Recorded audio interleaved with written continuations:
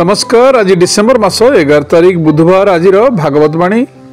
प्रत्येक सांसारिक सुखर यह साधारण लक्षण जे आरंभ रे ताहा सुखप्रद मने होता है किंतु परिणाम रे दुखप्रद होता है। जथा खाइबा आरंभ कला बेले खाद्य जेते सुख देता है, ग्रास परे ग्रास ग्रहण करी पेट पूरी गले आउ ताहा सेते सुख दे पारे नहीं। खाइबार शक्ति क्षीण हो जावा परे खाद्यरु अरुचि हो जाए। एपरी कहीं बाध्य करी अत्यधिक खुआई देले से व्यक्ति शत्रु परी मने हुए। जहा आरंभ रे सुखद थिला ताहा दुखद हो जाए। एथिरु प्रमाणित हुए जे कोनोसी सांसारिक सुख अविरत रही पारे नहीं। सुख भोग प्रथमे अमृत परि लागे एवं बारंबार भोग करने द्वारा ताहा नीरसतारे परिणत हो जाए, सेथुरु अरुचि हो जाए। किंतु अविवेकी मनुष्य केवल आरंभ को महत्व दिए।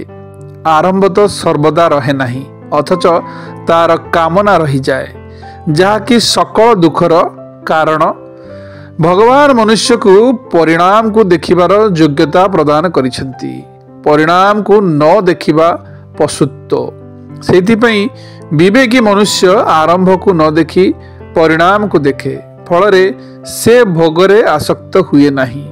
न तेसु रमते बुद्ध। एक युवक और एक युवती परस्पर को भेटती एवं इंद्रिय गुड़िक युवक को टाणी नियंती युवतीटी को देखिबाकू, ताकू स्पर्श करिबाकू एवं ता सहित यौन मिलन करिबाकू।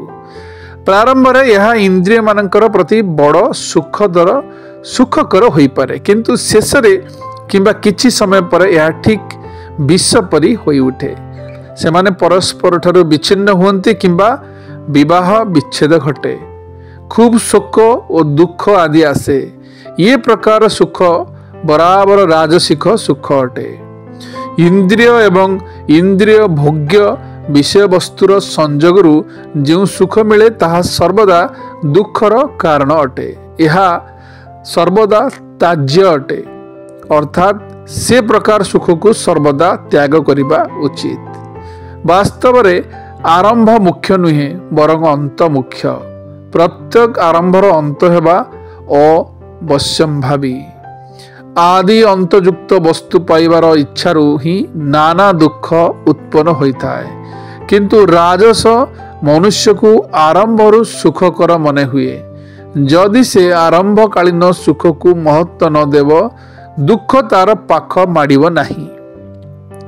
आरंभ को देखिबा भोग अटे एवं परिणाम को देखिबा जोग अटे।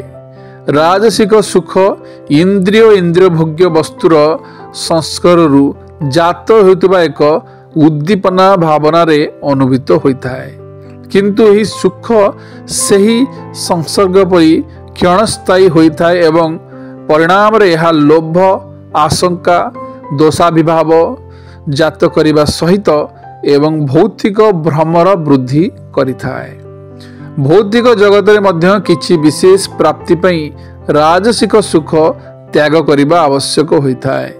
भारतर प्रथम प्रधानमंत्री जवाहरलाल नेहरू क्षणिक एवं विभ्रांतिकर सुखठारु दूरे रहिबार अनुस्कारक भावरे एक तुषारमय संध्यारे जंगल रहिबार अनुभूति तांकर टेबुल उपरे लिखिथिले।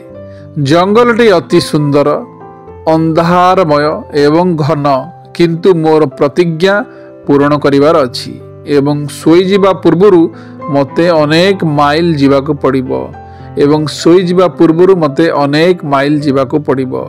चिरंतन एवं दिव्य आनंदर मार्ग भोग विलास नुहे बरं त्याग संयम एवं श्रृंखला अटे। शुभ सकाळ। दिनटी आपणकर मंगलमय हो।